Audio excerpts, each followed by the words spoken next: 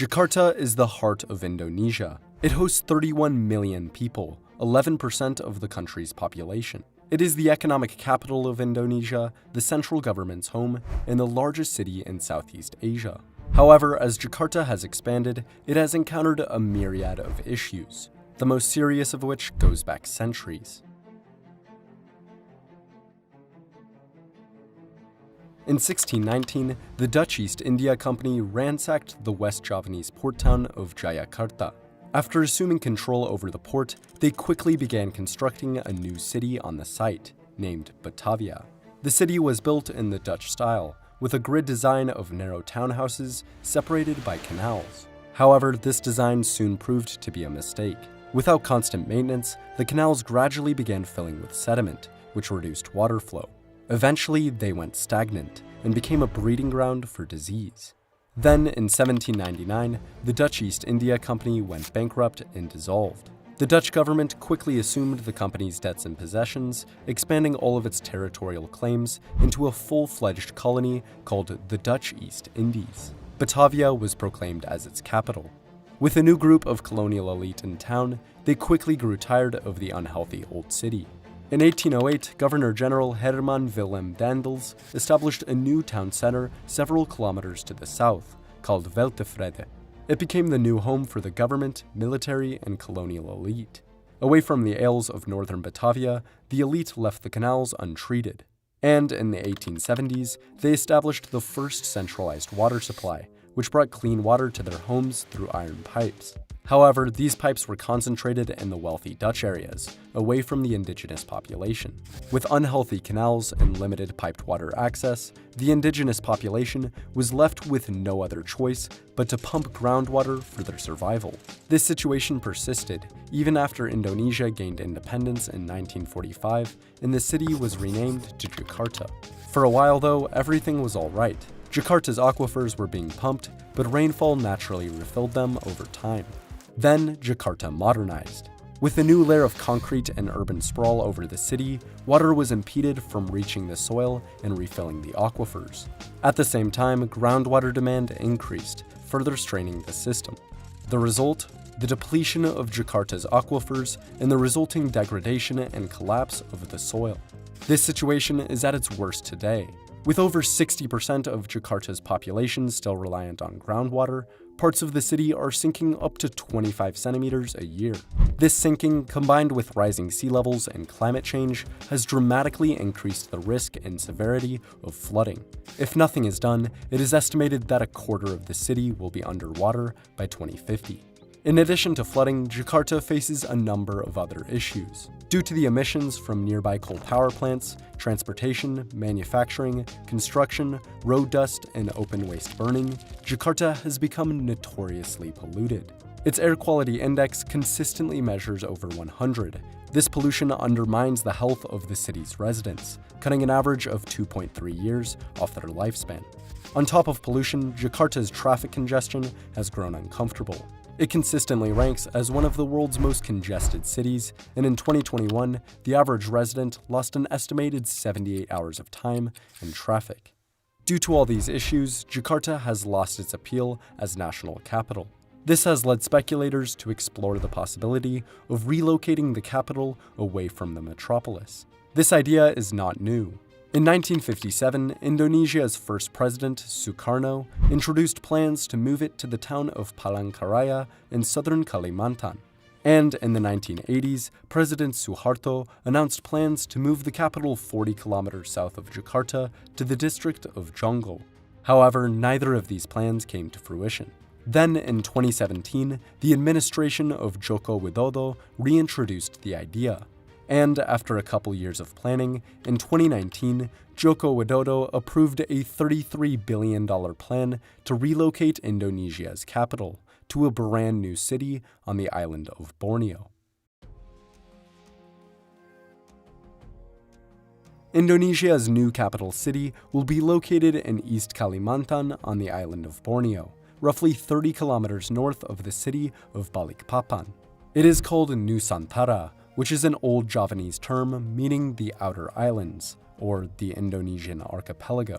The city will cover 562 square kilometers and will sit inside a larger 2,560 square kilometer national strategic area dedicated to the project. At the center of it will be a 6.6 square kilometer main governmental zone that will host the state palaces, the House of Representatives, and other government buildings. Nusantara is planned to be a digital city of the future, surrounded by a lush tropical landscape. In fact, 75% of the city will be covered in green spaces, and up to 10% will be used for food production. The city will be powered entirely by renewable energy and will have highly accessible public transportation, featuring cycling paths, a bus rapid transit system, potential metro lines, and a commuter rail network connecting it to nearby cities. In addition, a new international airport will be built in Penajam. By 2045, Indonesia expects to have up to 1.9 million people living in the city, and for it to generate 4.8 million jobs. To fulfill this vision, Nusantara is expected to cost $33 billion, 19% of which will come from the government, and the rest from public-private partnerships and investment. Nusantara will provide several key benefits for Indonesia. First of all, it will shift the burden away from Jakarta. By relocating people and governmental functions away from the metropolis, congestion and pollution will be lowered. In addition, Nusantara will better represent the Indonesian archipelago as a whole. Currently, Indonesia suffers from a major case of developmental inequality. Java, the nation's fifth largest island, hosts 56% of its population and 58% of its GDP.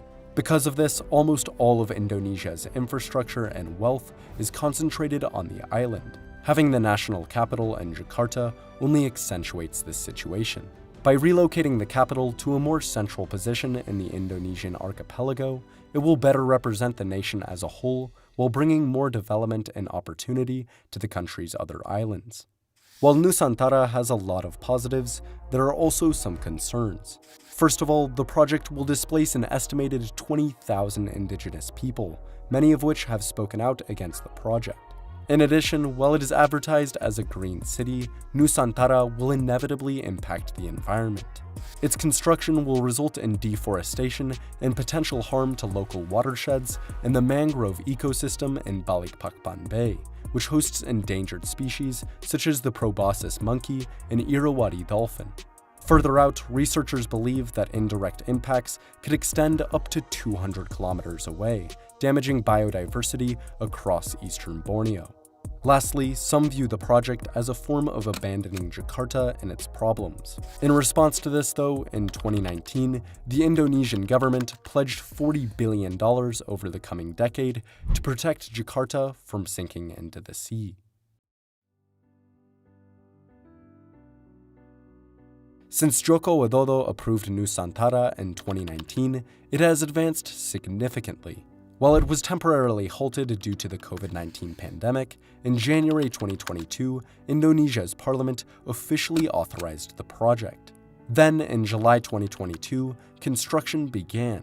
Since then, a village for construction workers has been set up, and thousands of hectares of land have been cleared for the city.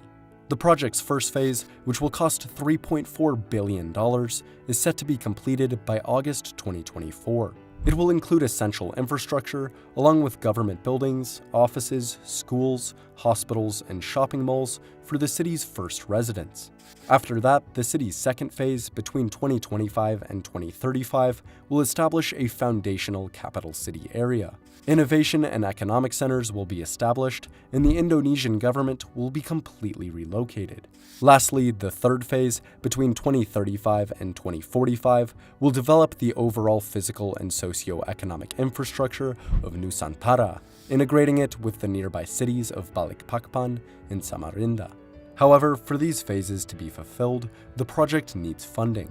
With over 80% supposed to come from external investors and no solid agreements made yet, it is feared that the project will not advance. And even if it does, it is feared that Nusantara will not live up to its expectations. Around the world, there are multiple examples of new capital cities that faced their share of difficulties.